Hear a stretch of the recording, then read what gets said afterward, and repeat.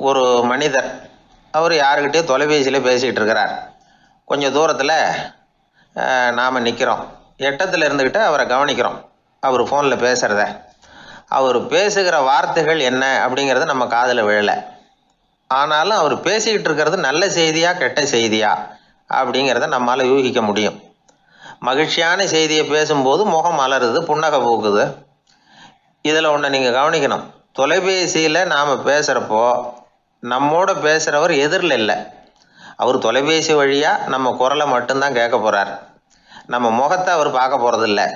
அப்படி இருந்தும் அப்போ நம்ம முகம் ஏன் மலரணும் அப்படின்னா இதுதான் உடல் மொழி, பாடி லாங்குவேஜ் அப்படின்னு சொல்கிறாங்க. நம்ம அறியாமலேயே நம்ம உடம்பு செய்திகளை தெரிவிக்குது பாருங்கள், அதுதான் உடல் மொழி. ஒரு மனிதர் தொலைபேசியில் பேசிக்கிட்டு இருக்கிறத நீங்கள் தூரத்தில் இருந்து கவனிச்சுக்கிட்டே அவர் நண்பரோட பேசுகிறாரா, மனைவியோட பேசுகிறாரா, குழந்தையோட பேசுகிறாரா, இல்லை மேல் அதிகாரிகிட்ட பேசுகிறாரா, அல்லது அவருக்கு கீழே பணிபுரிகிறவர்கள்கிட்ட பேசுகிறாரா அப்படிங்கிறத கண்டுபிடிக்கலாம். அதுக்கு காரணம் அவருடைய உடல் மொழி. இந்த உடல் மொழி கூட நம்ம வாழ்க்கையின் முன்னேற்றத்துக்கு பயன்படும். இதை பற்றியெல்லாம் கூட சில நிபுணர்கள் ஆராய்ச்சி பண்ணி பார்த்துருக்குறாங்க. அவங்க சில விவரங்களை சொல்கிறாங்க. குறிப்பாக ஒருத்தர் தன்னுடைய நாற்காலியில் கிட்டத்தட்ட படுத்துக்காத குறையாக உட்காந்துருக்கிறாருன்னு வச்சுக்கோங்க. எதிர இருக்கிறவர் பேசுறது அவருக்கு பிடிக்கலன்னு அர்த்தமா. தலையை சொரிஞ்சிக்கிறது, வேறு வேறு திசைகளில் பார்க்குறது, கொட்டாவி விடுறது, கால்களை மாற்றி போட்டு உட்கார்றது, களைப்பாக கை விரல்களை அப்படியே பின்னிக்கிறது, அடிக்கடி கடிகாரத்தை பார்க்குறது, இப்படிலாம் ஒருத்தர் பண்ணிக்கிட்டு இருக்கிறாருன்னா நாம் கூடிய சீக்கிரம் அந்த இடத்த விட்டு எழுந்திரிச்சு வந்துடுறது நல்லது. ஏன்னா இதெல்லாம் அவருடைய சலிப்பு, சோர்வு, ஆர்வமின்மை இதுக்கு அடையாளங்கள். நம்முடைய பேச்சு அவரை சலிப்படைய வச்சுட்டதுன்னு அர்த்தம். அவர் ரொம்பவும் சோர்ந்து போயிட்டாருன்னு பொருள். நம்முடைய பேச்சில் அவருக்கு ஆர்வம் இல்லைன்னு அர்த்தம். அதே நேரத்தில் நாற்காலியின் நுனியில் அமர்ந்து உடலை முன்னுக்கு நகர்த்தி எதிர இருக்கிறவரின் கண்களை பார்த்துக்கிட்டே பேசினாலும் சரி அல்லது பேச்சை கேட்டாலும் சரி, உங்கள் பேரில் மற்றவங்களுக்கு உள்ள பிடிப்பு அதிகரிக்கும். நாம் எப்படிப்பட்டவருங்கிறத நம்ம உடம்பும் நடை உடை பாவனையும் அடுத்தவங்களுக்கு காட்டி கொடுத்துரும். உங்கள் உடம்பு, உங்கள் பார்வை, நடை, உட்கார்ற விதம், இதை வச்சுக்கிட்டே நீங்கள் பொறுப்புள்ளவரா, முரடரா, அலட்சியமானவரா, மரியாதை தெரிஞ்சவரா, அடக்கமானவரா, நம்பிக்கைக்கு உரியவரா, நாணயம் இல்லாதவரா, பயந்தவரா, திறமைசாலியா, அப்பாவியா அப்படிங்கிறதையெல்லாம் கண்டுபிடிச்சிடலாம். அதனால் இந்த உடல் மொழியை புரிஞ்சுக்கிட்டு நம்மளை கொஞ்சம் சரிப்படுத்திக்கிட்டோம்னா வாழ்க்கையில் சுலபமாக பல காரியங்களை சாதிக்க முடியும். ஒரு மனநல மருத்துவமனை, அங்கே ஒருத்தர் ஒரு நாற்காலியில் உட்காந்துக்கிட்டு கார் ஓட்டுறது மாதிரி அப்படி பாவனை பண்ணிகிட்டு இருந்தார். ஸ்டியரிங்கை திருப்புறது மாதிரி, பின்னாடி வர்ற வண்டியை நிற்க சொல்கிறது மாதிரி, அப்புறம் இவர் ஒதுங்கிக்கிட்டு அவருக்கு வழி விடுறது மாதிரி, இப்படிலாம் சேட்டைகள் பண்ணிக்கிட்டு இருந்தார் மனநல மருத்துவமனையில். இதை பார்த்துக்கிட்டு இருந்த ஒருத்தர் பக்கத்தில் இருந்த இன்னொருத்தர்கிட்ட கேட்டார், இவர் ஏன் இப்படி பண்ணுறாரு, இவருக்கு ஏன் அப்படி வந்தது நிலைமை அப்படின்னு சொல்லி அவர் விசாரித்தார். அப்போ அவர் விவரம் சொன்னார். வேறு ஒன்றும் இல்லைங்க, இவருக்கு கார் ஓட்டணும்னு ஆசை ரொம்ப காலமாக, அது நிறைவேறாமல் போயிட்டுது. அதுக்கப்புறம் அவர் மனநோயாளியை மாறிட்டார். இங்கே அழைச்சிட்டு வந்தாங்க. இங்கே அழைச்சிட்டு வந்ததுலேருந்து அப்படி தான் பண்ணிகிட்டு இருக்கிறார். அவர் கார் ஓட்டுறது மாதிரிலாம் பாவனை பண்ணிகிட்டு இருப்பார், திருப்புறது மாதிரி பண்ணுவார், பின்னாடி வர்றவங்களுக்கு இடம் விடுவார், இப்படிலாம் செய்கிறார் அப்படின்னு விவரம் சொன்னாங்க. நீங்கள் சொல்லப்படாதா, இப்போ நீங்கள் கார் ஓட்டல, வெறும் நாற்காலியில் தான் உட்காந்துருக்குறீங்க அப்படின்னு நீங்கள் சொல்லப்படாதா அவருக்கு அப்படின்னு கேட்டாங்க. அது முடியாதுங்க, ஏன்னா அந்த காரை கழுவுறதுக்காக அவர் தினமும் எனக்கு 10 ரூபா கொடுத்துக்கிட்டு இருக்கிறார் அப்படின்னாராம் அங்கே வேலை செஞ்சுக்கிட்டு இருந்த ஒருத்தர். அதனால் வாழ்க்கையில் நாம் இந்த உடல் மொழியை புரிஞ்சுக்கணும். உடல் மொழிங்கிறது இப்போ ஆரம்பத்தில் சொன்னது மாதிரி அந்த தொலைபேசியில் பேசுகிறவங்கள தூரத்திலேருந்து பார்த்தாவே அவர் யாருக்கிட்ட பேசுகிறார், என்ன பேசுகிறாருன்னு தெரியும்.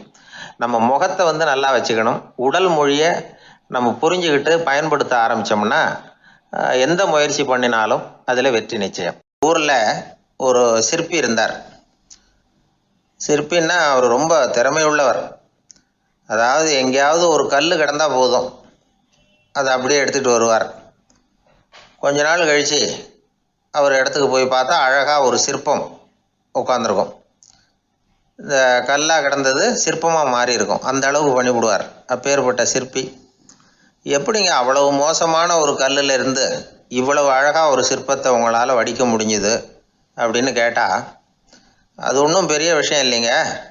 இந்த சிற்பம் ஏற்கனவே அந்த கல்லுக்குள்ளே இருந்தது. இதை சுற்றி இருக்கிற வேண்டாத பகுதிகளெல்லாம் உளியால் கொத்தி எடுத்துவிட்டேன், அவ்வளவுதான் என் வேலை. உடனே உள்ளே இருந்தது வெளியில் வந்துட்டுது அப்படிம்பார். அந்த அளவுக்கு திறமைசாலி. ஒரு சின்ன பாறை இல்லைன்னா கருங்கல்ல பார்த்துட்டாருன்னா போகிறோம், விடமாட்டார். அந்த கல்லோட அமைப்பை கவனித்து பார்த்துட்டு இதுக்குள்ளே ஒரு வீரன் ஒளிஞ்சிருக்காம்பார். அவர் கண்ணுக்கு தெரியும். இந்த கல்லுக்குள்ளே ஒரு துறவி உட்காந்துருக்காரும்பார். நமக்கெல்லாம் வெறும் கல்லாக தான் தெரியும். இந்த கல்லுக்குள்ளே ஒரு நடன மங்கை நடனம் ஆடிக்கிட்டு இருக்கா அப்படிம்பார். உடனே அந்த கல்லை கொண்டுகிட்டு வருவார். அவர் சொன்னது மாதிரியே உள்ளே இருக்கிற அவங்களையெல்லாம் வெளியில் கொண்டுகிட்டு வந்துடுவார். அதாவது வேண்டாத பகுதிகளெல்லாம் கொத்தி எடுத்துருவார். அவர் மொழியில் சொல்லப்போனால் இந்த சிற்பிக்கு ரொம்ப நாளாக மனசுக்குள்ளே ஒரு ஆசை. அதாவது உண்மை, தூய்மை, இதுக்கு உதாரணமாக இருக்கக்கூடிய புத்தர் சிலையை வடிக்கணும் அப்படிங்கிறது அவரோட ஆசை. ஆனால் அந்த ஆசை நிறைவேறாமலே இருந்துக்கிட்டு வந்தது. அதுக்கு என்ன காரணம்னா, அதுக்கு தகுந்த மாதிரி ஒரு கல் கிடைக்கல. கல் கிடைச்சா அதை செஞ்சிருவார். ரொம்ப காலமாக அங்கே இங்கே தேடி அலைஞ்சார். இந்த புத்தர் சிலை வடிக்கிறதுக்கு பொருத்தமாக ஒரு கல் கிடைக்குமா அப்படின்னு சொல்லி கண்ணில் படுற கல்லையெல்லாம் உத்து உத்து பார்ப்பார். உள்ளே புத்தர் இருக்காரான்னு கவனிப்பார். இருக்கிற மாதிரி எதுவும் தெரியல அவர் கண்ணுக்கு. சரி, இதுக்கு என்ன செய்யலாம்னு யோசனை பண்ணார். நேராக ஒரு புத்த மடாலயத்துக்கு போனார். அங்கே இருக்கிற ஒரு புத்த துறவியை சந்தித்தார். அவர்கிட்ட விசாரித்தார், சுவாமி, புத்தரின் தூய்மை ஒளிஞ்சிருக்கிற அந்த கல் எங்கே கிடைக்கும் அப்படின்னார். அந்த கல் இருக்கிற இடம் எதுன்னு இன்னமும் உங்களுக்கு தெரியலையா அப்படின்னு கேட்டார் துறவி. இல்லைங்க, அதுக்காக தான் அலைஞ்சிக்கிட்டு இருக்கிறேன் அப்படின்னார் இவர். சரி, கவலைப்படாதீங்க, என் கூட வாங்க காட்டுறேன் அப்படின்னு அழைச்சிட்டு போனார். எங்கே போனார்னா, அந்த மடாலயத்தின் பின்பக்கம் போனாங்க. 2 பேரும் போனாங்க. அங்கே போய் பார்த்தா அங்கே ஒரு கிணறு இருந்தது. என்ன அது, நாம் கேட்டது கல், இவர் அழைச்சிட்டு வந்து காட்டுறது கிணறு அப்படின்னு இவருக்கு சந்தேகம். ஒரு மாதிரியாக பார்த்தார். அவர் சொன்னார், துறவி எட்டி பாருங்க உள்ள அப்படின்னாரு. கிணறுக்குள்ளே என்ன இருக்கும்னு இவருக்கு தெரியாதா, இருந்தாலும் அவர் சொல்கிறாரு அப்படின்னு சொல்லி எட்டி பார்த்தார். பார்த்தா அதில் தண்ணி இருந்தது. அந்த தண்ணியில் தன்னோட உருவம் தெரிஞ்சுது. இப்போ அந்த புத்த ஞானி சொன்னார், துறவியாரே, புத்தரை நாம் தான் ஒளிச்சு வச்சிருக்கிறோம், நமக்குள்ளே தான் அவர் மறைஞ்சிருக்கிறார். அவரை அடையாளம் தெரியாதபடி மூடி இருக்கிறது எது தெரியுமா? நம்மக்கிட்ட இருக்கிற கோபம், போலித்தனம், பதட்டம், ஆசை, இதெல்லாம் தான். அறிவு அப்படிங்கிற ஒளியால் அதையெல்லாம் செதுக்கி எடுத்துட்டோம்னா அந்த அழகான புத்தர் வெளியில் வந்துடுவார் அப்படின்னு சொன்னார் துறவி. அதனால் நமக்குள்ளே இருக்கிற நம்மளை நமக்கே அடையாளம் தெரியல அப்படிங்கிறது தான் உண்மை. அந்த உண்மையான மனிதன் உள்ளே இருக்கிறான். இவர் கல்லை பார்த்துட்டு உள்ளே யார் இருக்காங்கிறது அவருக்கு தெரிஞ்சுது சிற்பிக்கு. ஆனால் உண்மையான புத்தர் எங்கே இருக்காருங்கிறத அவரால் அடையாளம் கண்டுபிடிக்க முடியல. அப்படி தான் பல பேர் இன்றைக்கி இருந்துக்கிட்டு இருக்கிறோம். ஒரு அப்பா தன்னுடைய பிள்ளைக்கு புத்தி சொன்னார், அதோ பாருப்பா, மனசு தான் கல், அறிவு தான் ஒளி. உன்னுடைய மனசுங்கிற கல்லை அறிவுங்கிற ஒளியால் செதுக்கி அழகான மனிதனாக நீ வெளியில் வரணும்னார். அதுக்காக தான்ப்பா தேடிகிட்டு இருக்கேன்னா அவன். மனசுங்கிற கல்லை தேடிக்கிட்டு இருக்கிறியா அப்படின்னு கேட்டார். இல்லைப்பா, அறிவுங்கிற ஒளி எங்கே இருக்குன்னு தெரியல எனக்கு, அதை தான் தேடிக்கிட்டு இருக்கிறேன் அப்படின்னு நானா. அதனால் அறிவை தேடிக்கிட்டு இருக்கிறவன் என்னைக்கு உண்மையை கண்டுபிடிக்க போகிறான், அதையே கண்டுபிடிக்க முடியலைங்கும் பொழுது. அதனால் நாம் யார் அப்படிங்கிறது நமக்கு அடையாளம் தெரியணும். அந்த அடையாளம் தெரிஞ்சுட்டா வாழ்க்கையில் வெற்றி நிச்சயம். ஒரு ஊரில் ஒரு ஆள் இருந்தான். அவனுக்கும் அவன் மனைவிக்கும் சண்டை. இவன் கோவிச்சுக்கிட்டு வீட்டை விட்டு வெளியில் வந்துட்டான். நேராக தன்னுடைய நண்பன் ஒருத்தனை தேடிட்டு போனான். அந்த நண்பன் எப்படின்னா, எதுக்கும் அசரமாட்டான், எப்பவும் மகிழ்ச்சியாக இருப்பான். அவங்ககிட்ட போய் இவன் யோசனை கேட்டான். அது சரி, நீ எப்படி எப்பவும் மகிழ்ச்சியாக இருக்கிற, என்னால் அப்படி இருக்க முடியலையே அப்படின்னு கேட்டான். என்ன நடந்தது சொல்லுன்னா அவன். வீட்டில் எனக்கும் என் மனைவிக்கும் தகராறு, நிம்மதி இல்லை, அதுதான் இங்கே வந்தேன், உங்ககிட்ட யோசனை கேட்கலாமேன்னு அப்படின்னு விவரத்தை சொன்னான். அதை கேட்டுவிட்டு அதுக்கப்புறமா இவன் சொன்னான், இந்த பாருப்பா, இது ஒன்றும் பெரிய விஷயம் இல்லை. எனக்கு 2 மனைவிகள், 2 வீடு. ஒரு வீட்டில் சண்டை வந்துட்டுதுன்னா நேராக இன்னொரு வீட்டுக்கு வந்துடுவேன். இங்கே சண்டை வந்துட்டுதுன்னா நேராக அங்கே போயிடுவேன். 2 குடும்பம் இருக்கிறதுனால இப்படி ஒரு வசதி, இதுதான் என்னுடைய மகிழ்ச்சியின் ரகசியம் அப்படின்னு நானா. ஓ அப்படியா விஷயம், இப்போ புரிஞ்சுக்கிட்டேன், உன்னுடைய யோசனைக்கு ரொம்ப நன்றி அப்படின்னு சொல்லிவிட்டு அவன் திரும்பி வந்துட்டான். அங்கே இங்கே தேடினான். ஒரு வாரத்துக்குள்ளே இன்னொரு பொண்ணை தேடி கண்டுபிடிச்சி கல்யாணம் பண்ணிட்டான். இப்போ இவனுக்கும் 2 வீடு ஆயிட்டுது. அதுக்கப்புறம் என்னாச்சு தெரியுமா, இவன் 2வதாக கல்யாணம் பண்ணிட்டு வந்தானே, இந்த செய்தி முதல் மனைவிக்கு தெரிஞ்சு போச்சு. போனான், அது கழுத்தை பிடிச்சி வெளில தள்ளி விட்டு கதவை சாத்தி விட்டுது. இனிமேல் இந்த பக்கம் வராத, எனக்கு தெரியாமல் எப்படி நீ இன்னொரு கல்யாணம் பண்ண அப்படின்னு சொல்லி அடித்து விரட்டி விட்டுது. இவன் அதனால் என்ன பரவாயில்லன்னு 2வது மனைவி வீட்டுக்கு போனான். அங்கே பார்த்து, நீ எனக்கு கல்யாணம் பண்ணுறதுக்கு முன்னாடி ஏற்கனவே உனக்கு கல்யாணம் ஆச்சுங்கிற விஷயத்த ஏன் என்கிட்ட சொல்லலை அப்படின்னு சொல்லி அதுவும் கழுத்தை பிடிச்சி வெளில தள்ளி விட்டுது. இவன் வீதிக்கு வந்துட்டான். இங்கேயும் போக முடியல, அங்கேயும் போக முடியல. என்ன இது, அவன் சொல்லி கொடுத்த யோசனை ஒன்றும் சரியாக வரலையே அப்படின்னு யோசனை பண்ணிக்கிட்டே நடந்தான். வழியில் ஒரு பாழடைஞ்ச மண்டபம். சரி, இன்னைக்கு ராத்திரி இங்கேயே படுத்துருவோம், வேற எங்கேயும் போய் படுத்து தூங்க முடியாது, அதான் 2 பேரும் விரட்டி விட்டாங்களே, என்ன பண்ணுறது அப்படின்னு சொல்லி அந்த மண்டபத்தில் போய் ஒரு தூணில் ஓரமாக சாஞ்சி உக்காந்தான். அப்போ எதிர்த்தாப்புல இன்னொரு தூண் ஓரமாக யாரோ அசைகிறது மாதிரி தெரிஞ்சுது, லேசான இருட்டில். யாரப்பா அது அப்படின்னு கிட்ட போய் பார்க்குறான். அப்புறம் தான் தெரியுது, அவன் யார் தெரியுமா, இவனுக்கு யோசனை சொன்னான்ல 2 கல்யாணம் பண்ணிக்கணும்னு சொல்லி, அவன் அங்கே படுத்து கிடக்குறான். டேய் நீ எப்படிறான் இங்கே வந்த அப்படின்னா, 2 வீட்லேயும் சண்டை வந்துட்டுது, அதுதான் இங்கே வந்தேன் படுத்து தூங்கலாமேன்னு அப்படின்னா. 2 வீடு இருக்கிறது சௌரியம்னு என்கிட்ட சொன்னியப்பா அப்படின்னா இவன். நான் அப்படி சொன்னதுக்கு ஒரு காரணம் உண்டுன்னா அவன். என்னடா காரணம்னு கேட்டான். அது வேற ஒன்றும் இல்லை, தினமும் ராத்திரியில் இந்த மண்டபத்தில் தனியாக படுக்கிறதுக்கு எனக்கு பயமாக இருந்தது, எனக்கு ஒரு துணை தேவைப்பட்டது, அதுக்காக தான் உங்ககிட்ட அப்படி ஒரு யோசனை சொன்னேன். இப்போ நீ வந்ததுனால எனக்கு துணை கிடச்சிட்டுது. இப்போ நம்ம 2 பேரும் துணையாக இங்கே படுத்துக்கலாம், நீ அந்த தூணில் சாஞ்சிக்கோ, நான் இந்த தூணில் சாஞ்சிக்கிறேன் அப்படின்னு சொல்லி படுத்து தூங்க ஆரம்பிச்சிட்டானோ. அதாவது நம்ம வாழ்க்கையில் முடிவுகள் எடுக்கிற விஷயத்தில் இந்த ஆள் மாதிரி தான் பல பேர் நடந்துக்கிறோம் அப்படிங்கிறார். அதாவது உலக புகழ்பெற்ற மனோதத்துவ மேதை எம் ஸ்காட் பெக் அப்படிங்கிறவர். அதாவது வீட்டுக்கு தேவையான பொருள்கள் வாங்குறதுலேருந்து கல்யாணம் பண்ணுறது, வீடு கட்டுறது வரைக்கும் அடுத்தவங்க பேச்சை கேட்டு வீணா போகிறவங்க தான் அதிகம். அறிவுரை கேட்கறதுல தப்பு இல்லை, ஆனால் அதுக்கப்புறம் அதை பற்றி சரியாக சிந்திச்சு பார்க்கறது இல்லை, அதுதான் தப்பு. சில பேர் அறிவுரை சொல்கிறதுலேயே ரொம்ப தெளிவாக இருப்பாங்க. ஏன் சார் 2 சம்சாரத்தோட குடும்பம் நடத்துறது ரொம்ப கஷ்டமானு கேட்டாராம் ஒருத்தர். அது எனக்கு தெரியாதுங்க அப்படின்னாராம் அவர். ஏன்னு கேட்டிருக்கார். ஏன்னா எனக்கு 3 சம்சாரம் அப்படின்னாராம் அவர். எனக்கு ஒரு நண்பர், அவர் ஒரு வழக்கறிஞர். ஒரு நாள் அவர்கிட்ட பேசிக்கிட்டு இருந்தேன். அப்போ கேட்டேன், ஏன் சார் நீங்கள்லாம் கோர்ட்டில் வாதாடுறப்போ கருப்பு நிற அங்கி அணியிறீங்களே, அதுக்கு என்ன காரணம், சட்டத்துக்கும் கருப்பு கலருக்கும் என்ன சம்பந்தம் அப்படின்னு கேட்டேன். அது ஒரு சுவாரஸ்யமான கதைன்னார் அவர். சொல்லுங்களேன் அப்படின்னு அவர் சொன்னார். கிபி 1694 வருஷத்தில் இங்கிலாந்து அரசி 2வது மேரிங்கிறவர் இறந்து போனார். அந்த ராணியோட கணவர் 3ஆம் வில்லியம், அவரு ஒரு உத்தரவு போட்டாராம், அரசியோட மறைவுக்கு அனுதாபம் தெரிவிக்கிற வகையில் வழக்குரைஞர்கள் எல்லாரும் கருப்பு நிற அங்கி அணியணும் அப்படின்னு. அன்னைக்கு ஆரம்பித்த அந்த பழக்கம் அதுக்கப்புறம் மாறவே இல்லையாம், இன்னைக்கும் தொடருது. வழக்குரைஞர்கள்லாம் முதல்ல கருப்பு அங்கி மட்டும்தான் அணிஞ்சாங்களாம். அதில் ஒரு சின்ன சங்கடம், ஏற்கனவே உடம்பு கருப்பாக இருக்கிறவங்க அதுக்கு மேலே கருப்பு ட்ரெஸ் வேற போட்டுக்கிட்டா முகம் பளிச்சுன்னு தெரியாது இல்லையா. அதனால் முகம் பளிச்சுன்னு தெரியறதுக்காக அவங்கெல்லாம் வெள்ளை நிற பட்டியை அணிய ஆரம்பித்தாங்களாம். இப்படி தான் இங்கிலாந்தில் அந்த பழக்கம் ஆரம்பமாயிருக்குது. அந்த சமயத்தில் இந்தியாவை ஆண்டது பிரிட்டிஷ்காரங்க தானே, அதனால் இங்கேயும் அந்த பழக்கம் அப்படி நடைமுறைக்கு வந்துட்டுது.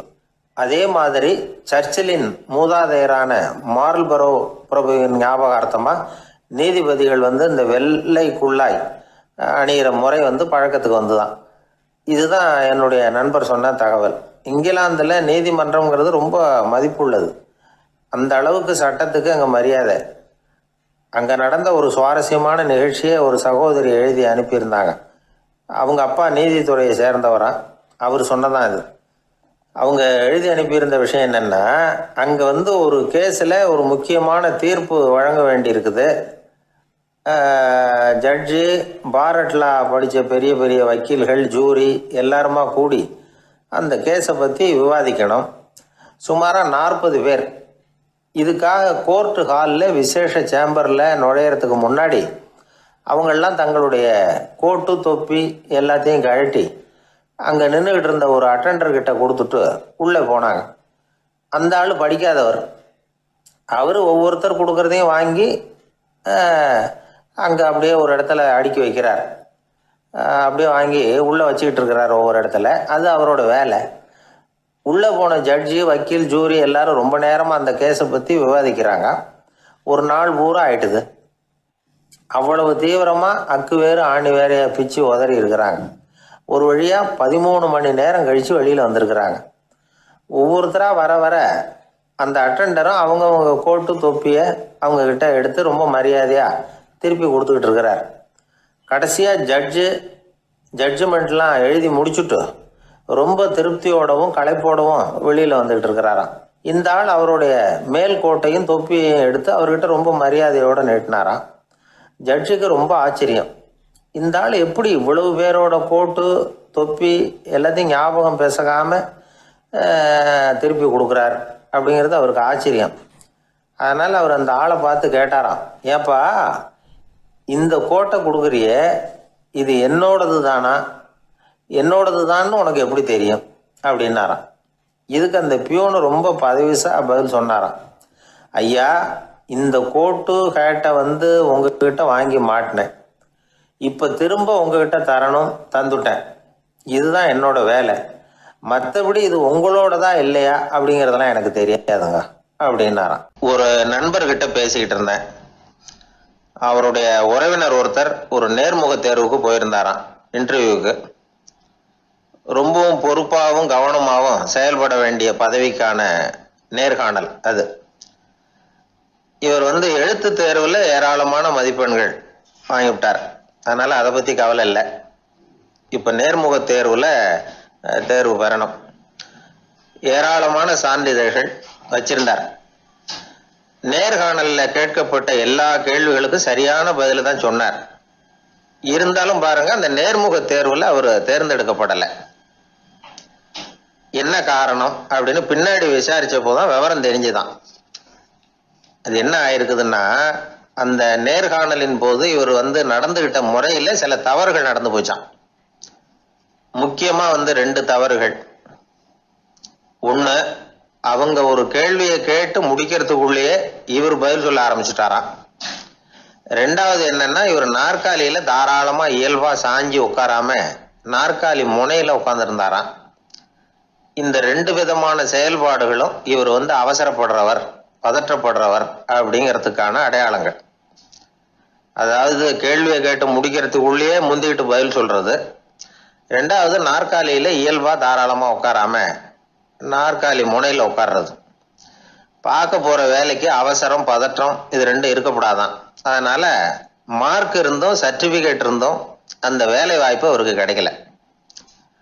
வேலை கொடுக்கறவங்க நம்ம கிட்ட இருந்து என்னதான் எதிர்பார்க்கறாங்க, இதை தெரிஞ்சு வச்சுக்கிறது நல்லது. முதல்ல மற்றவர்களுடன் தொடர்பு கொள்ளும் திறமை, அதாவது எபிலிட்டி டு கம்யூனிகேட். நீங்க நினைக்கிறத அழகா தொகுத்து வகைப்படுத்தி சொல்ல தெரியுதான்னு பார்ப்பாங்க. உங்க திட்டங்களை அடுத்தவங்க ஏற்றுக்கொள்ளக்கூடிய விதத்துல வெளிப்படுத்துறதுக்கு உங்களால முடியுதான்னு பார்ப்பாங்க. இதுக்கு என்ன செய்யறது? குழப்பம் இல்லாம சிந்திக்கணும், குழப்பம் இல்லாம பேசணும். ரெண்டாவது விஷயம் என்னன்னா புத்திசாலித்தனம், அதாவது இன்டெலிஜென்ஸ். ஏத்துக்க போற வேலையை நல்ல விதமா செய்ய முடியுமா உங்களால? அதை எந்தெந்த வழியில செய்யலாம் அப்படிங்கிறத உங்களால தீர்மானிக்க முடியுமா? அந்த வேலைக்கான புது புது யோசனைகளை உங்களால சொல்ல முடியுமா அப்படின்னு பார்ப்பாங்க. இது இன்டெலிஜென்ஸ். மூணாவது தன்னம்பிக்கை, அதாவது செல்ஃப் கான்ஃபிடன்ஸ். உங்களுக்கு அது உண்டா அப்படிங்கிறத கவனிப்பாங்க. எந்த சூழ்நிலையையும் சமாளிக்கணும், எப்படிப்பட்ட மனிதர்களையும் சமாளிக்கிற தைரியம் வேணும், அடுத்தவங்களை நமக்கு சாதகமா திருப்பக்கூடிய தன்னம்பிக்கை வேணும். நாலாவது பொறுப்புகளை முன்வந்து ஏற்றுக்கொள்ளுதல், வில்லிங்னஸ் டு அக்செப்ட் ரெஸ்பான்சிபிலிட்டி. பொறுப்புகள்ல இருந்து நழுவி போக ஆசைப்படாம செஞ்சு முடிக்கணும். அஞ்சாவது முன் வருதல், இனிஷியேட்டிவ். வேலையோட முக்கியத்துவம் உணர்ந்து அதை ஏத்துக்கிட்டு தகுந்த நடவடிக்கைகளை தயங்காம எடுக்கிறதுக்கு முன் வரணும். ஆறாவது என்னன்னு கேட்டீங்கன்னா தலைமைத்துவம், லீடர்ஷிப். 4 பேருக்கு தலைமை தாங்கி நல்ல விதத்துல நடந்துக்க தெரியுதா? ஏழாவது கற்பனை திறன், இமேஜினேஷன். சில பிரச்சனைகள் வரக்கூடும் அப்படின்னு முன்கூட்டியே யூகிச்சு அதுக்கு தகுந்த மாதிரி நடவடிக்கை எடுக்கிற திறமை உண்டா அப்படிங்கிறத பார்ப்பாங்க. எட்டாவது என்னன்னா வளைந்து கொடுத்தல், பிளெக்சிபிலிட்டி. சூழ்நிலைக்கு தகுந்த மாதிரி, மாற்றங்களுக்கு தகுந்த மாதிரி அனுசரித்து நடந்துக்கிறதுக்கு தெரியுதா அவங்களுக்கு அப்படிங்கிறத கவனிப்பாங்க. அடுத்தது திறமைகளை வெளிக்கொணரும் திறமை, இன்டர்பர்சனல் ஸ்கில்ஸ். அடுத்தவங்க கிட்ட இருக்கிற திறமையை கண்டுபிடிச்சி அதை நல்ல விதத்தில் ஊக்கப்படுத்தி பயன்படுத்த தெரியுதா அப்படின்னு பார்ப்பாங்க. ஆறாவது சுய அறிவு, செல்ஃப் நாலேஜ். அடுத்தவங்க நம்மளை பற்றி என்ன நினைக்கிறாங்க அப்படிங்கிறத நம்மளால் புரிஞ்சுக்க முடியுதாங்கிறது முக்கியம். அடுத்தது போட்டி மனப்பான்மை, காம்படிட்டிவ்னஸ். அடுத்தவங்களை ஒப்பிட்டு பார்த்து அதை விட ஒரு படி மேலே வரணுங்கிற குணம் வேணும். இதுக்கு அடுத்தது என்னன்னா குறிக்கோளை வெல்லுதல், கோல் அச்சீவ்மெண்ட். குறிக்கோளை சவாலாக எடுத்துக்கிட்டு அதை அடையணும். அப்புறம் வேறுபட்ட திறமைகள், ஒகேஷனல் ஸ்கில்ஸ். பதவிக்கு வேண்டிய திறமைகள் தவிர மற்ற திறமைகள் எதுவும் உண்டாங்கிறது முக்கியம். நமக்கு வேலை கொடுக்கணும்னு நினைக்கிறவங்க நம்ம கிட்ட இருந்து இவ்வளவும் எதிர்பார்ப்பாங்க. அதுக்கு தகுந்த மாதிரி நம்மளை நாமே தயார்படுத்திக்கணும். எனக்கு வேண்டப்பட்ட ஒருத்தர் ஒரு இன்டர்வியூவுக்கு போயிட்டு வந்தார், நேர்காணலுக்கு. எப்படி இருந்தது இன்டர்வியூன்னு விசாரித்தேன். நான் போனேன். அவர் கேட்ட எல்லா கேள்விக்கும் அவர் எதிர்பார்த்தது மாதிரியே எல்லா பதிலையும் சொன்னேன். கடைசியாக நான் எதிர்பார்க்காத ஒரு தகவலை அவர் சொன்னார் அப்படின்னார். என்னன்னு கேட்டேன். அவரும் என்ன மாதிரியே இன்டர்வியூக்கு வந்தவர் தானா, சும்மா என்ன கேள்வி கேட்டுக்கிட்டு உட்காந்துருந்தாராம் அப்படின்னார். அதனால ஒரு நேர்காணலுக்கு போறதுக்கு முன்னாடி என்ன எதிர்பார்க்கறாங்க அப்படிங்கறத தெரிஞ்சுக்கிட்டு போனா வெற்றி நிச்சயம். ஊர்ல ஒரு ஞானி இருந்தார். ஒரு நாள் அவரை தேடிட்டு ஒருத்தர் வந்தார். வந்தவர் ஞானியை பார்த்து ஒரு கேள்வி கேட்டார். ஐயா, உங்களுடைய சாதனை என்ன? இதுதான் அவர் கேட்ட கேள்வி.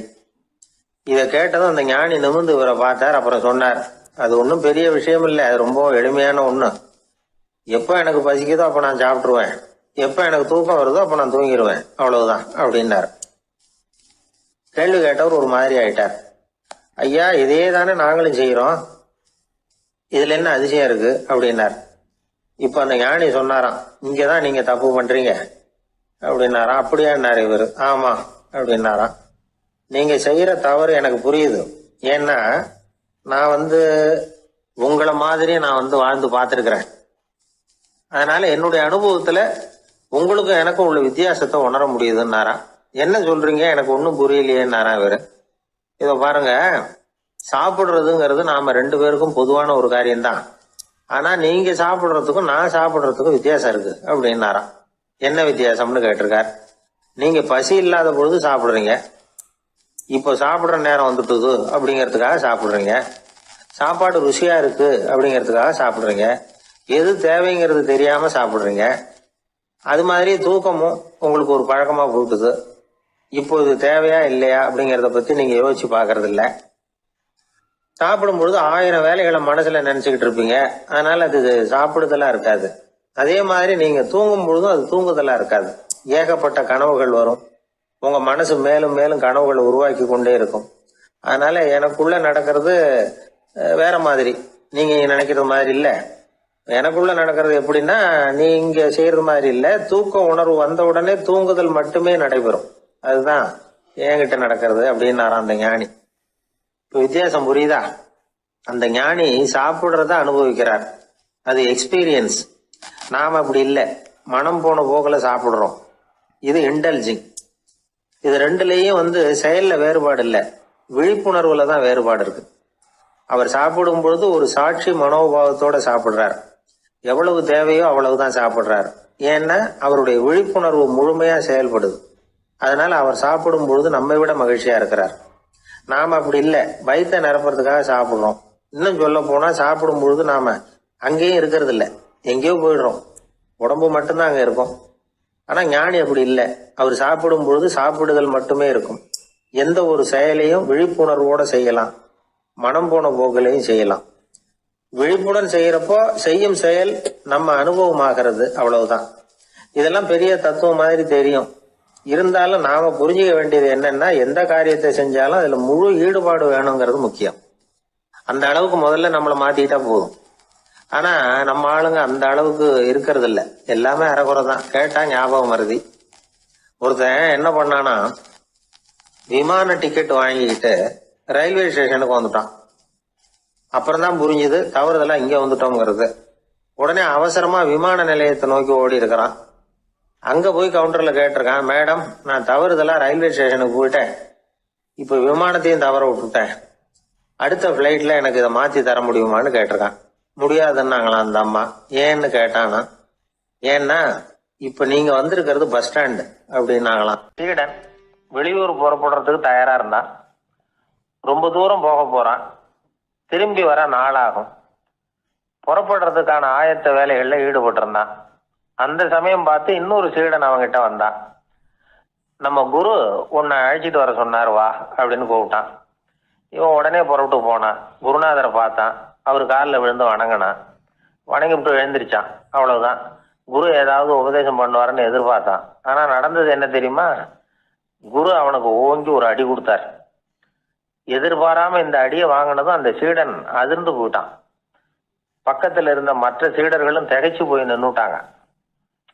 அடி வாங்கின சீடனுக்கு மனசுக்குள்ள குழப்பம்.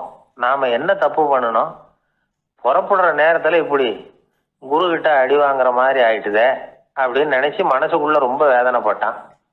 கொஞ்சம் துணிச்சலை வரவழைச்சுக்கிட்டு குருநாதர்கிட்டயே கேட்டுட்டான், சுவாமி நான் என்ன தப்பு பண்ணினேன், என்னை இப்படி அடிச்சுட்டீங்களே, ஒரு வார்த்தை கூட உங்களை எதிர்த்து நான் பேசினது இல்லையே, இவ்வளவு காலமா உங்க விருப்பத்துக்கு விரோதமா ஒரு காரியம் கூட நான் செஞ்சது இல்லையே, வந்ததும் வராததுமா ஒண்ணுமே சொல்லாம என்ன அடிச்சுட்டீங்களே, குருவே நான் செஞ்ச குற்றம் தான் என்ன அப்படின்னு கண்ணீரோட பரிதாபமா கேட்டானா அந்த சீடன்.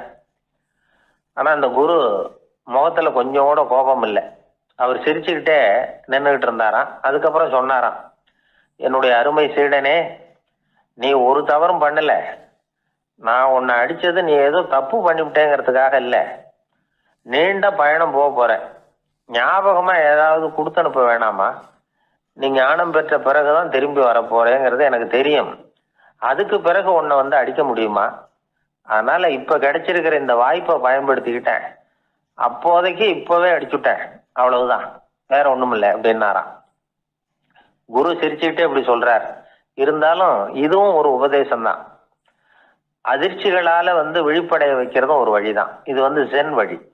பெரும்பாலும் அதிர்ச்சியின் மூலமாகவே ஞான தரிசனத்தை அருள்கிறவர்கள் தான் ஜென் குருமார்கள். நம்ம தியானம் தான் ஜென். இந்தியாவில இருந்து இது சீனாவுக்கு போய் கொஞ்சம் பேர் மாறி வளம் பெற்று ஜப்பான்ல ஜென் ஆகி வளர்ந்துருக்குது, அவ்வளவுதான்.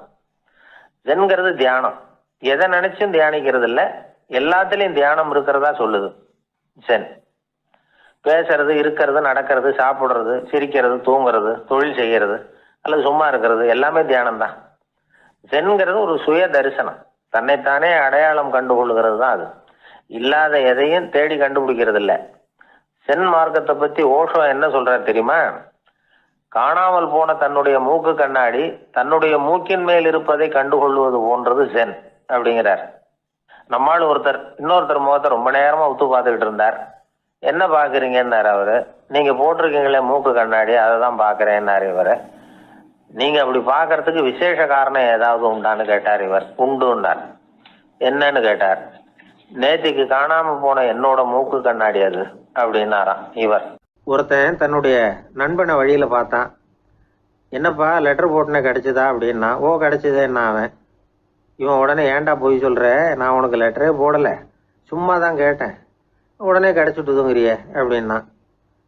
லெட்டர் போட்டேன்னு நீ போய் சொல்றப்போ அது கிடைச்சதுன்னு நான் போய் சொல்லக்கூடாதா அப்படின்னானா அவன்.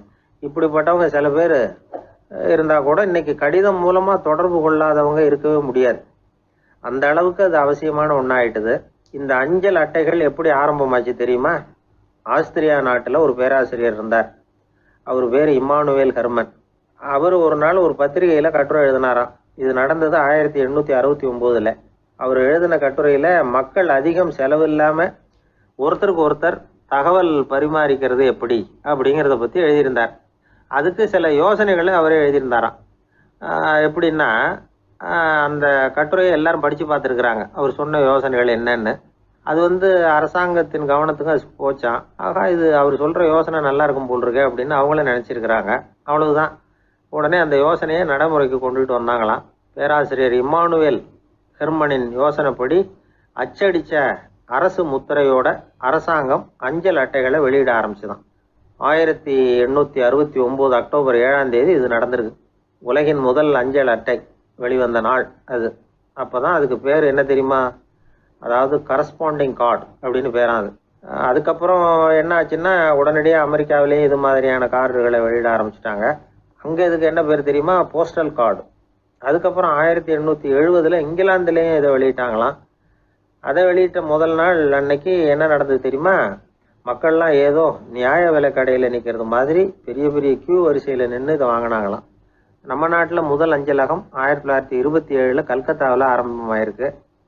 இன்னைக்கும் அஞ்சலகம் இல்லாத இடமே இல்லை. அந்த அளவுக்கு அஞ்சல் போக்குவரத்து அதிகமாக இருக்குது. அன்னைக்கு உள்நாட்டில் ஒருத்தருக்கு ஒருத்தர் தகவல் பரிமாற்றம் செய்து கொள்ள மலிவான ஒரு அஞ்சல் அட்டையை அரசாங்கம் வெளியிடலாம் அப்படின்னு பேராசிரியர் எழுதின கட்டுரை இன்னைக்கு எந்த அளவுக்கு ஆகியிருக்கு பார்த்தீங்களா?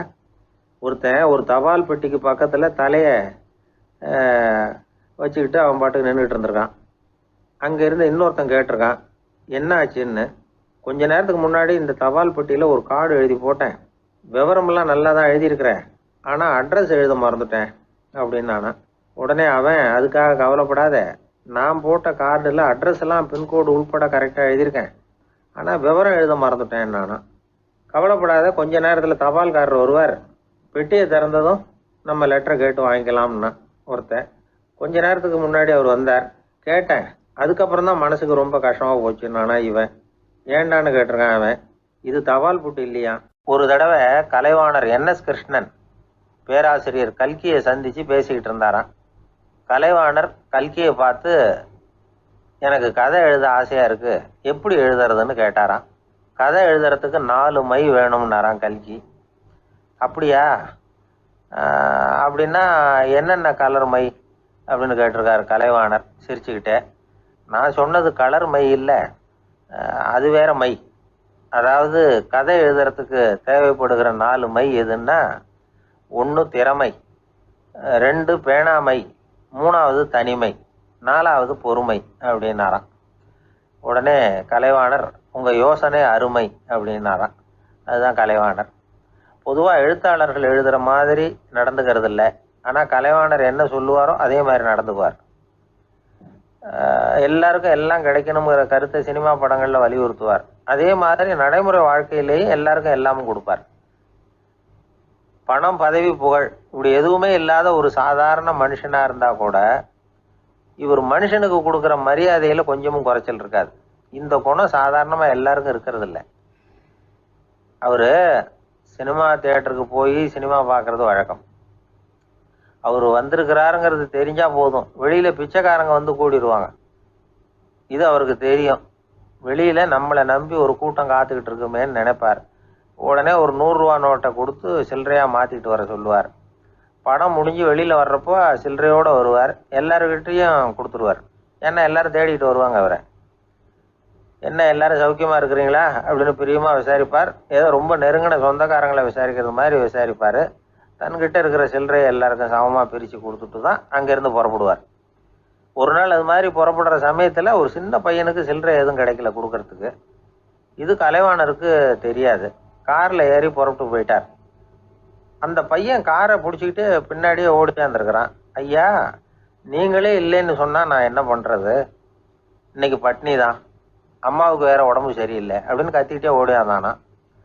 கலைவாணர் கவனிச்சுட்டார். உடனே காரை நிறுத்த சொன்னார், இறங்கினார்.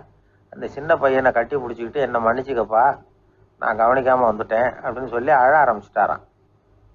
இன்னொரு தடவை இதே மாதிரி ஒரு தியேட்டர்லேருந்து வெளியில் வந்திருக்கிறார். ஒரு ஆள் அவர்கிட்ட வந்து நின்றுருக்கார். அவர் கொடுக்கறதுக்கு இவர்கிட்ட பணம் இல்லை. பணம் இல்லையாப்பா அப்படின்னாராம். உங்ககிட்டே இல்லையா அப்படின்னாராம் அவர். கலைவாணருக்கு மனசு ரொம்ப சங்கடமாக போச்சு. உடனே புறப்பட்டு வீட்டுக்கு போனார். அங்கே இங்கே தேடி பார்த்து அங்கேருந்து கொஞ்சம் நெஞ்ச சில்லறையை எடுத்தார். காரு டிரைவரை கூப்பிட்டார். தியேட்டர் வாசலில் நின்றுக்கிட்டு இருந்த ஆசாமியோட அங்க அடையாளங்களை சொன்னார். காரை எடுத்துகிட்டு போய் அந்த ஆளை கண்டுபிடிச்சி இந்த காசை கொடுத்துட்டு வா அப்படின்னு அனுப்பி வச்சாராம். பிச்சை போடுறதுக்காக காரை அனுப்புனதாக வேற யாரை பற்றியாவது நீங்கள் கேள்விப்பட்டிருக்கிறீங்களா? அவர் ஒரு வித்தியாசமான மனிதர், வித்தியாசமான கலைஞர். கலைவாணரோட சகோதரர் கல்யாணம் நடந்தது. அதில் தியாகராஜ பாகவதர் கச்சேரி முடிஞ்ச உடனே அதில் சம்பந்தப்பட்ட கலைஞர்களுக்கெல்லாம் கலைவாணர் பரிசுகள் கொடுக்குறார். அந்த கச்சேரியில் கடம் வாசித்தவருக்கு மட்டும் மற்ற எல்லாருக்கும் கொடுத்ததை விட பெருசா ஒரு வெள்ளி கோப்பையை பரிசா கொடுத்தாராம். மற்றவங்களுக்கெல்லாம் சின்னதா கொடுத்துட்டு கட வித்துவானுக்கு மட்டும் பெருசா பரிசு கொடுக்குறீங்களே ஏன்னு கேட்டிருக்கிறாங்க. அதுக்கு கலைவாணர் விளக்கம் கொடுத்தாராம். இப்பெல்லாம் ரயில்ல கூட்டம் அதிகங்கிறது உங்களுக்கு எல்லாருக்கும் தெரியும். இந்த வித்துவான் இவ்வளவு பெரிய மண்பானைய ரயில்ல ரொம்ப பத்திரமா உடையாம ரொம்ப தூரத்துல இருந்து கொண்டு வந்திருக்கிறாரே, அது என்ன சாமானியமான காரியமா? அவரோட அந்த சாமர்த்தியத்தை பாராட்டுறதுக்காக தான் அவருக்கு இவ்வளவு பெரிய பரிசு அப்படின்னாராம். அறிவில் சிறந்தவர்கள் ஆண்களா பெண்களா? என்னுடைய நண்பர் ஒருத்தரை பார்த்து நான் கேட்ட கேள்வி இது. அவர் மெதுவா தன்னுடைய தலையை சொரிஞ்சுக்கிட்டே சொன்ன பதில், அதுல என்ன சார் சந்தேகம், அவங்க தான் அப்படின்னார். அனுபவ அடிப்படையில் அவர் இப்படி சொல்றார். அறிவியல் அடிப்படையில் பார்க்குறவங்களும் இப்படிதான் சொல்றாங்க. இயற்கையின் நோக்கம் இனப்பெருக்கம், இதுல பெண்களின் பங்கு அதிகம். அதனால இயற்கையே பெண்களுக்கு பல சலுகைகளை கொடுத்துருக்குது, சக்தியை கொடுத்துருக்குது. இப்போ வெளிநாடுகளில் இதை பற்றியெல்லாம் நிறைய ஆராய்ச்சி பண்ணி பார்த்துருக்குறாங்க, புள்ளி விவரங்கள்லாம் வெளியிட்டிருக்கிறாங்க. ஆண் குழந்தைகளை விட பெண் குழந்தைகள் முன்னாடியே பேச ஆரம்பிச்சுடுறாங்களாம். அது மட்டும் இல்லை, அதிக எண்ணிக்கையில் வார்த்தைகளை கற்றுக்கிறாங்களாம். அப்புறம் பலவிதமான வாக்கிய அமைப்புகளை அமைச்சு பேசுறதுலையும் பெண் குழந்தைகள் முன்னாடியே ஆரம்பிச்சுடுறாங்களாம். இதெல்லாம் சீக்கிரமாக செய்கிறது பெண் குழந்தைகள் தான். சம வயது உள்ள ஆண் குழந்தைகள் பெண் குழந்தைகள் இவங்களை வச்சு சோதனைகள் பண்ணி பார்த்துருக்குறாங்க. அதாவது ஒரே வயசுள்ள ஆண் குழந்தை பெண் குழந்தை இதெல்லாம் வச்சு அவங்கக்கிட்ட ஒரே கேள்வியை பல விதமாக கேட்கறது, ஒரே செய்தியை வேற வேற கோணங்கள்லேருந்து விளக்குறது, தவறு இல்லாமல் பேசுறது, வேகமாக படிக்கிறது, எழுதுறது, புரிஞ்சுக்கிறது, இப்படி இதை பற்றிலாம் எத்தனையோ சோதனைகள்லாம் செஞ்சு பார்த்துருக்குறாங்க. அப்படி பார்த்ததுல என்ன தெரிஞ்சதுன்னா, அதில் எல்லாம் ஆண் குழந்தைகளை விட பெண் குழந்தைகள் 1.5 மடங்கு அதிக திறமை உள்ளவங்களாக இருக்கிறாங்களாம். இன்னொரு மொழியை கற்றுக்கிறது, பேசுறது, எழுதுறது, இது கூட பெண்களுக்கு சுலபமாக வருதான். 2 மொழிகளை மாற்றி மாற்றி பேசுறது, மொழிபெயர்க்கிறது, இப்படிலாம் கூட சோதனை பண்ணி பார்த்துருக்குறாங்க. இதுலேயும் பெண்களுக்கு தான் அதிக திறன். சரி, இதை விடுங்க. புள்ளி வச்சு கோலம் போடுறது, அதில் இருந்து இந்த கை கடிகாரங்களில், கம்ப்யூட்டர்களில் நுண்ணிய பாகங்களை பொருத்துறது, இது வரைக்கும் பெண்கள் தான் திறமையாக செயல்படுறாங்க அப்படிங்கிறது அந்த சோதனை முடிவு. இந்த நுட்பம், துல்லியம், விரைவு, சிறு கை இயக்கங்களோடு செய்ய வேண்டிய மென்மையான பணிகள், இதுக்கெல்லாம் தேவை கவன குவியம், பொறுமை, இதெல்லாம் பெண்கள்கிட்ட தான் இருக்குதான். அமெரிக்காவில் இன்னொரு சோதனை கூட செஞ்சு பார்த்துருக்குறாங்க. பெண்களின் மூக்கு மோப்ப உணர்வு, இதெல்லாம் எப்படின்னு பார்த்துருக்குறாங்க. பெண்கள் அதிக எண்ணிக்கையில் வாசனைகளை பிரித்து கண்டுபிடிச்சி விடுறாங்களாம். ஆண்களால் அந்த அளவுக்கு முடியலையாம். சரி, காது எப்படின்னா செவிப்புலன் உணர்வும் பெண்களுக்கு தான் அதிகமாக. ஒரு கும்பல், அதில் பலவிதமான சத்தம், அதுக்கு இடையில் இந்த குரலோட தொனி, ஏற்ற இறக்கம், இதை வச்சே பேசுகிற ஆளை கண்டுபிடிச்சிடுறாங்களாம்.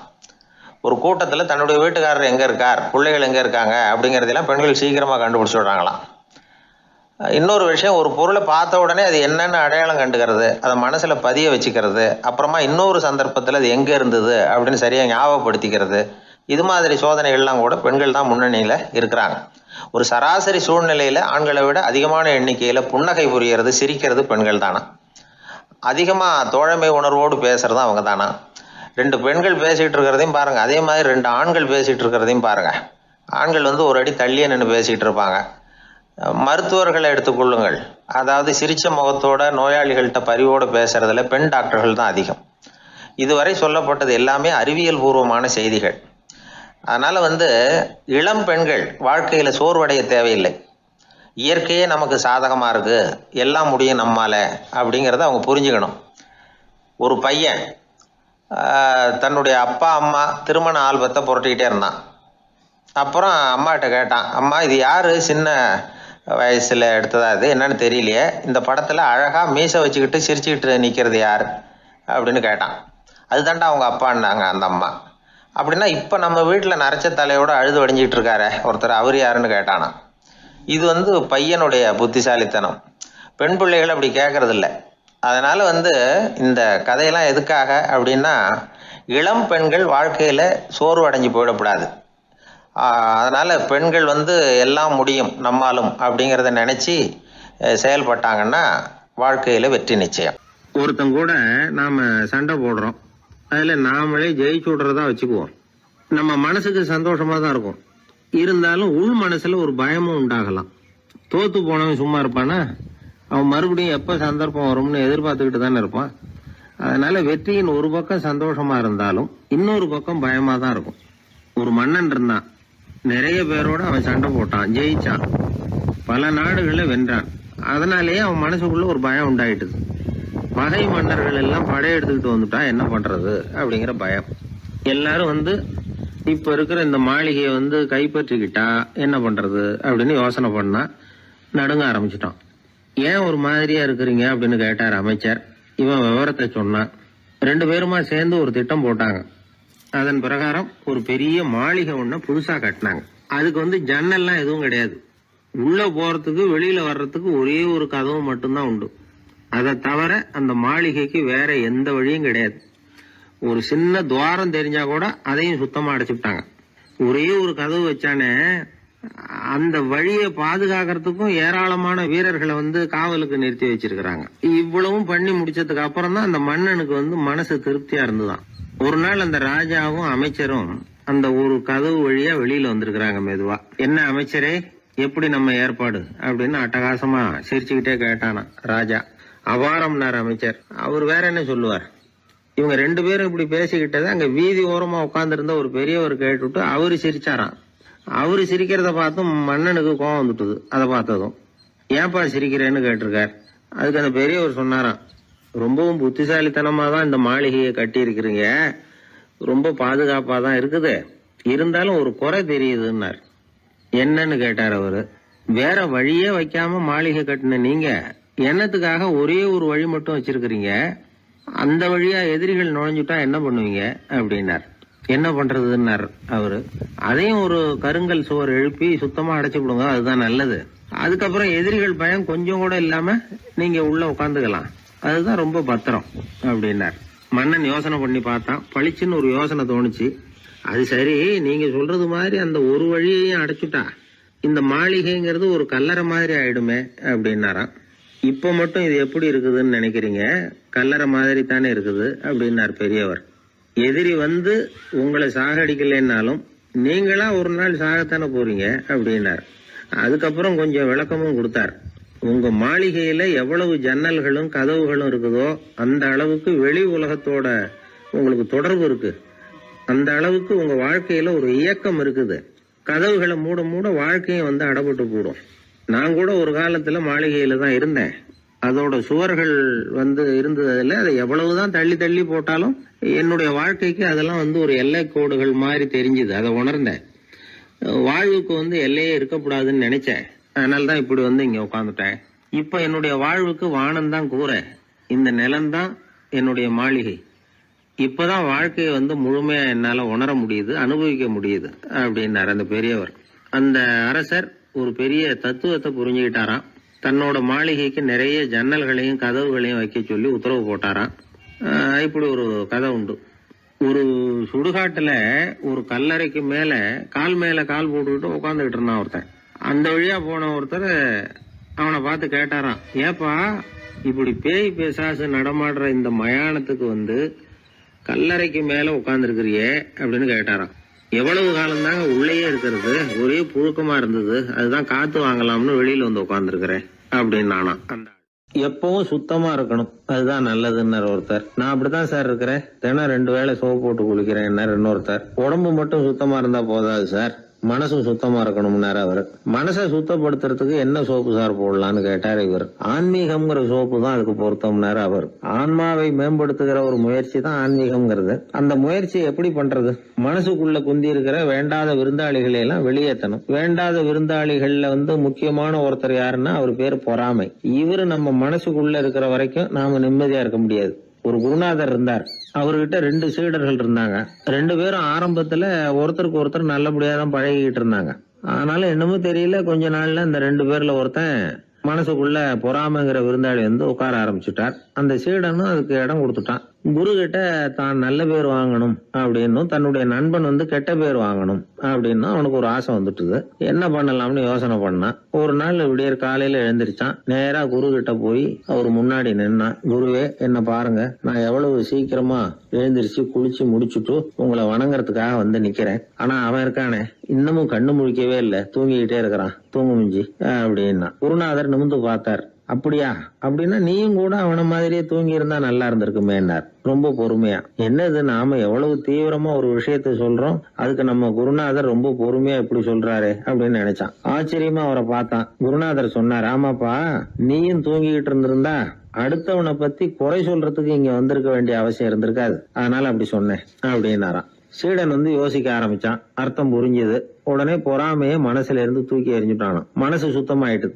மனசுக்குள்ள இருந்து விரட்ட வேண்டிய இன்னொரு விருந்தாளி, அவர் பேர் கோபம். சினம் தன்னையே கொன்னுடும் அப்படிங்கிறார் வள்ளுவர். கோபத்துக்கு மனசுல இடம் கொடுக்காத சில பெரியவர்களும் உண்டு. ஒருத்தர் இருந்தார். அவர் ஒரு சமயம் கோதாவரி நதியில போய் குளிச்சுட்டு திரும்பி வந்துட்டு இருக்கிறார். ஒரு பெரியவர் வர்ற வழியில ஒரு மரத்து மேல உட்கார்ந்திருந்த ஒருத்தன் அவர் மேல துப்பி போடுறான். இவர் உடனே திரும்பி போய் மறுபடியும் குளிச்சுட்டு வர்றார். அப்பவும் துப்புறான். அவர் கோவப்படல, பேசாம மறுபடியும் திரும்பி போய் குளிச்சுட்டு வர்றாரு. இப்படி பல தடவை நடந்துகிட்டே இருக்குது. ஒரு கட்டத்துல இந்த ஆளு தோத்து போய் அவர் காலிலே விழுறான். ஆச்சரியப்பட்டு கேக்குறான், அது எப்படிங்க நீங்க கோவப்படாம இருக்கிறீங்களே, அது எப்படி அப்படின்னா. அதுக்கு அந்த பெரியவர் சொன்னாராம், நான் கோவப்பட்டிருந்தா என் மனசு அசுத்தமா இருக்கும். உடம்பு அசுத்தமான குளிச்சு சுத்தப்படுத்திக்கலாம், மனசை அப்படி சுத்தப்படுத்த முடியாது, அது கொஞ்சம் கஷ்டம் அப்படின்னாராம். ஆக கூடி மனசு அசுத்தமாகாம பாத்துக்க வேண்டியது நம்ம கடமை. மனசை அசுத்தப்படுத்துற இன்னொரு விஷயம் சுயநலம். ஒரு சுயநலவாதி ஆத்துல விழுந்துட்டார், சுழல்ல சிக்கிக்கிட்டார். இன்னொரு சுயநலவாதி கரையில இருந்து இதை பார்த்தார். ஒரு கயத்தை தூக்கி போட்டு அதை புடிச்சுக்க சொல்லி கரையில இழுத்து காப்பாத்தினார். அவர் கரையில ஏறின உடனே இவரை பார்த்து, என்ன காப்பாத்தினதுக்காக உங்களுக்கு 50 காசு கொடுக்கலாம்னு பாக்குறேன், ஆனா என்கிட்ட 1 ரூபாயா இருக்கு, சில்லறையா இல்ல அப்படின்னாராம். உடனே காப்பாத்தினவர் இவரை பார்த்து, அப்படின்னா நீங்க இன்னொரு தடவை தண்ணியில விழுந்துருங்க, நான் காப்பாத்துறேன், 1 ரூபாயா கொடுத்துடலாம் அப்படின்னாராம். இப்படிப்பட்டவங்க எல்லாம் எத்தனை தடவை தண்ணியில விழுந்தாலும் மனசு சுத்தமாக போறதில்லை. இந்த உலகத்துல 7 வகையான மனிதர்கள் இருக்கிறாங்களாம். டாக்டர் எட்வர்டு பாஷ் அப்படிங்கிறவர் சொல்றார், மனிதர்களோட மனோநிலை அடிப்படையில அவங்கள 7 வகையா பிரிக்கலாம்ங்கிறார் அவர். அது எப்படி தெரியுமா? முதல் வகை பயந்த குணம் உள்ளவர்கள்.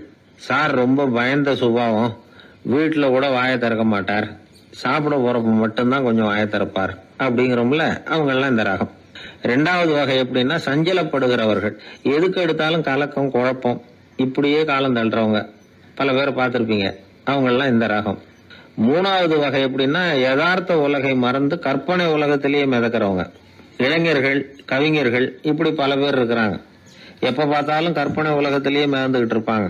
கிட்டத்துல போய் என்னங்க ஒரு மாதிரியா இருக்கிறீங்களே அப்படின்னு கேட்டு பாருங்க, ஒரு அற்ப புழுவை பாக்குறது மாதிரி உங்களை பார்ப்பாங்க. அதுவும் இந்த வானத்து நிலா என்னை வாவென்று அழைக்கிறது, எனக்கு விரைவில் ஒரு நாள் சிறகுகள் முளைக்கும், சிறகடித்து பறந்து செல்லுவேன், என் செல்ல நிலாவை கொஞ்சி விட்டு திரும்பி வருவேன், அப்படி இப்படின்னு பேச ஆரம்பிச்சிருவாங்க. கொஞ்சம் அப்புறம் இருக்கட்டும்ப்பா, இப்ப கஞ்சிக்கு வழிய பாருடா அப்படின்னா அதை காதல வாங்க மாட்டான். 4வது வகை மனிதர்கள் எப்படின்னா தனிமை உணர்வு மிக்கவர்கள். இவங்கெல்லாம் மற்றவங்களோட சகஜமா நெருங்கி பழகிறது இல்ல, தான் உண்டு தன்னுடைய வேலை உண்டுன்னு போறவங்க. அடுத்த வீட்டுல இருக்கிறது யாருன்னு கேட்டா கூட அடுத்த வீடுன்னு ஒண்ணு இருக்கா அப்படின்னு கேட்பாங்க. அவங்க கிட்ட மேற்கொண்டு என்னத்தை பேசுறது.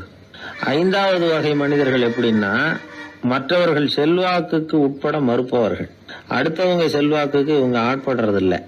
நான் யார் தெரியுமா அப்படின்னு கேட்டா அதை தெரிஞ்சுக்கிட்டு எனக்கு என்ன ஆக போகுது அப்படிம்பாங்க. 6வது வகை எப்படின்னா எப்பவும் எதுலயும் பற்றில்லாம இருக்கிறவங்க. இது ஒரு துறவு மனப்பான்மை. இயல்பாவே சில பேர் இப்படி இருக்கிறது உண்டு, அவங்களுக்கு எதுலயுமே ஒரு ஈடுபாடு இருக்காது. 7வது வகை மனிதர்கள் மற்றவங்க கவலையை தன்னுடையதான் ஆக்கிக்கிட்டு கவலைப்படுறவங்க. இவங்க மகாத்மாக்கள். தான் வேற அடுத்தவங்க வேறன்னு நினைக்கிறது இல்லை இவங்க. அப்படிப்பட்ட எண்ணம் இவங்களுக்கு வர்றதில்லை. அதனால அடுத்தவங்களுக்கு ஒரு கஷ்டம் வந்தா அதை தன்னுடைய கஷ்டமாக எடுத்துக்கிட்டு கவலைப்படுறவங்க இவங்க. ஆக கூடி இப்படி 7 வகையான மனிதர்களை அடையாளம் காட்டுறார் அந்த நிபுணர். நாம இதுல எந்த அகத்துல வர்றோங்கிறத நாம தான் அடையாளம் கண்டுபிடிச்சுக்கணும். எனக்கு தெரிஞ்ச ஒரு மனிதர் உண்டு. அவர் ஒரு வித்தியாசமான டைப்பு. எதையும் பிராக்டிக்கலா யோசிக்கிறவர். எப்பவும் அடுத்தவங்களுக்கு ஒன்றும் பண்ண மாட்டாரு. ஆனா நினைக்கிறது என்னன்னா அடுத்தவங்களும் நல்லா இருக்கணும், நாமளும் சந்தோஷமா இருக்கணும் அப்படின்னு ஆசைப்படுறவர்.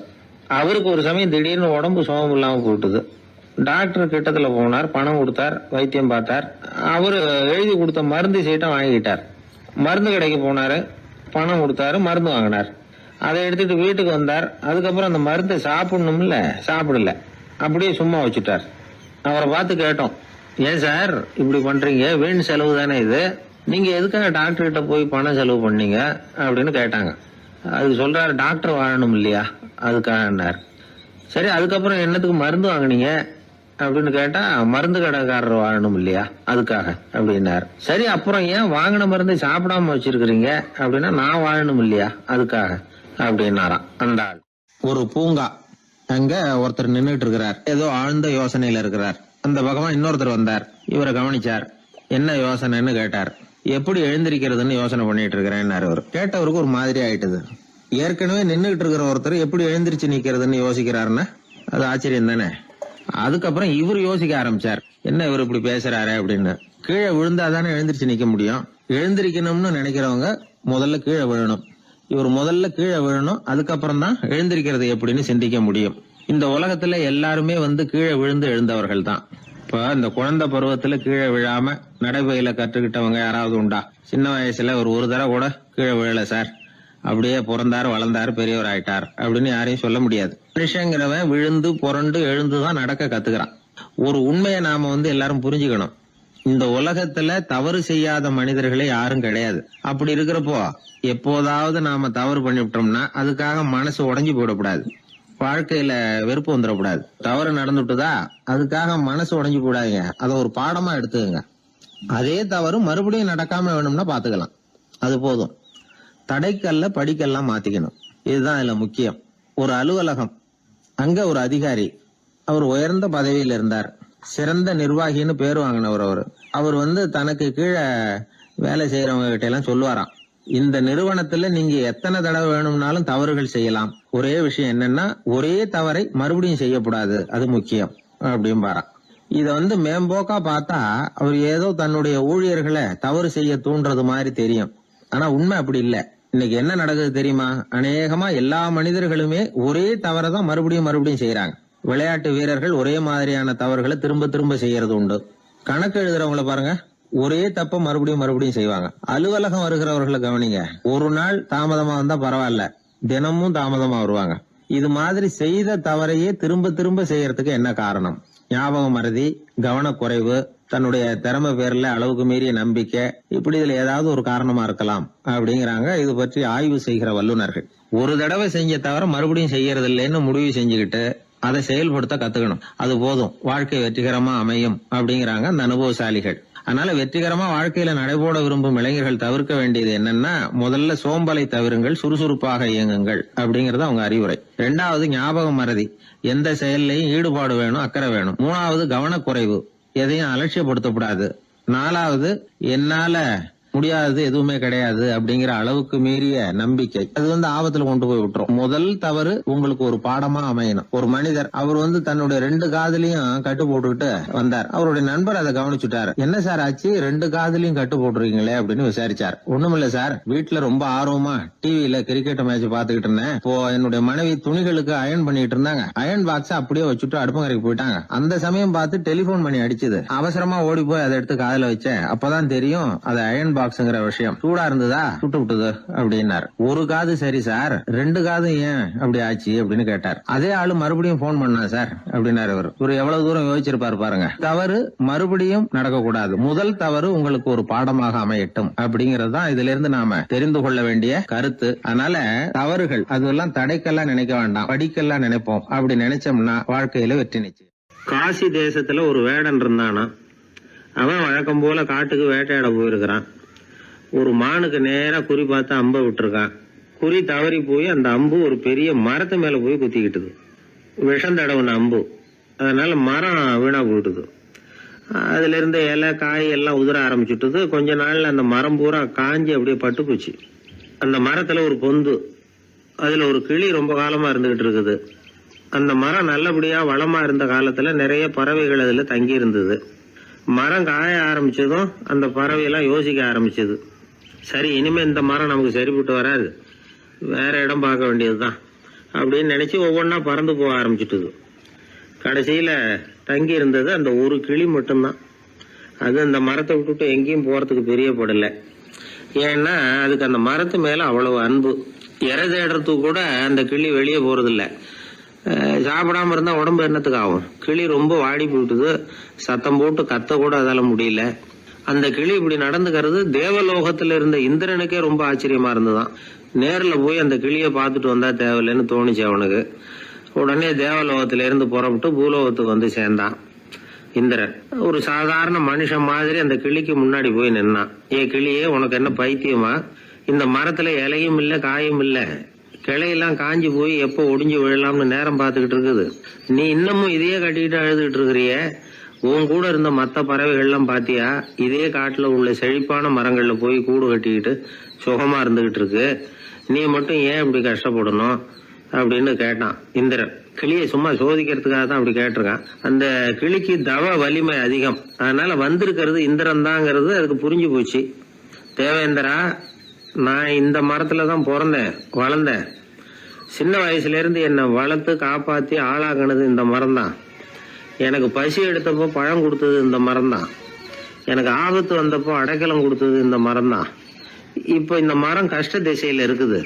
இந்த நேரத்துல நான் மட்டும் நல்லா இருந்தா போதும்னு நினைக்கலாமா? அது சுயநலம் இல்லையா? இப்படி இது துன்பப்படுற காலத்துல நானும் இது கூட இருந்து துன்பத்தை சகிச்சுக்கிறது தான் நியாயம். உதவி செஞ்சவங்களை உதறி தள்ளுறது நல்லது இல்லைங்கிறது உங்களுக்கே தெரியும். என்னோட நல்ல விரதத்தை குலைக்கிறது மாதிரி அல்லவா இருக்குது நீங்க சொல்றது. தேவர்களுக்கு ஏற்படுற சந்தேகங்களையே தீர்த்து வைக்கக்கூடிய நிலைமையில இருக்கிற நீங்க எனக்கு இப்படி உபதேசம் பண்ணலாமா அப்படின்னு கேட்டுதான் கிளி. இந்திரனுக்கு ரொம்ப மகிழ்ச்சி. இத கேட்டதும் கிளியே, நண்பர்கள்னா உன்ன மாதிரி இருக்கணும். பொதுவா ஒருத்தர் நல்லா இருக்கிறப்போ அவரை சுத்தி நிறைய பேர் இருப்பாங்க. அவர் கொஞ்சம் வீணா போயிட்டா அத்தனை பேரும் ஓடி போடுவாங்க. நீ அது மாதிரி இல்ல. சுகத்தையும் துக்கத்தையும் சமமா எடுத்துக்கிட்ட. உன்னை பாராட்டுறேன். உனக்கு விருப்பமான வரம் ஏதாவது கேளு தரேன் அப்படின்னாராம் இந்திரன். கிளி என்ன வரம் கேட்டது தெரியுமா? இந்த மரம் மறுபடியும் முன்னாடி இருந்தது மாதிரியே இலை பூ கனிகளோட செழிப்பா இருக்கணும் அப்படின்னு கேட்டுக்கிட்டு தான். அப்படியே தந்தேன்னாரு இந்திரன். அடுத்த வினாடியே மரம் முன்னாடி இருந்ததை விட செழிப்பா பூத்து குலுங்க ஆரம்பிச்சுட்டுது. அந்த கிளியும் ரொம்ப நாள் சந்தோஷமா வாழ்ந்துட்டு அதுக்கப்புறம் இந்திரலோகம் போய் சேர்ந்துதான். மகாபாரதத்துல பீஷ்மர் தர்மருக்கு இந்த கதையை சொல்றார். மற்றவர்கள் துன்பப்படுறப்போ இந்த கிளி மாதிரி எவன் பரிவு கொள்றானோ அவன் மேன்மை அடையிறது நிச்சயம் அப்படின்னு அவர் சொல்றார். சரி, அந்த கதையை இந்த சமயத்துல எதுக்கு சொல்லணும் அப்படின்னா, வயசான காலத்துல அம்மா அப்பாவை கவனிக்காத பிள்ளைங்க காதல இது விழட்டுமேங்கிறதுக்காக தான். மத்தவங்க துன்பப்படுறப்போ பரிவு காட்டினாலே அந்த அளவுக்கு மேன்மை கிடைக்கும்னா, பெத்தவங்க துன்பப்படுறப்போ பரிவு காட்டினா எந்த அளவுக்கு மேன்மைங்கிறத நினைச்சு பார்க்கணும். ஒரு வயசான அப்பா தன்னோட பிள்ளைய பத்தி ரொம்ப மெச்சுக்கிட்டார். என் பிள்ளை எப்பவும் புத்திசாலித்தனமா குடும்பம் நடத்துறான். அவன் சம்சாரம் கோவிச்சுக்கிட்டு பிறந்த வீட்டுக்கு போற அளவுக்கு அவன் நடந்துகிட்டதே இல்லை அப்படின்னார். அப்படிங்களான்னு கேட்டோம் ஆச்சரியமா.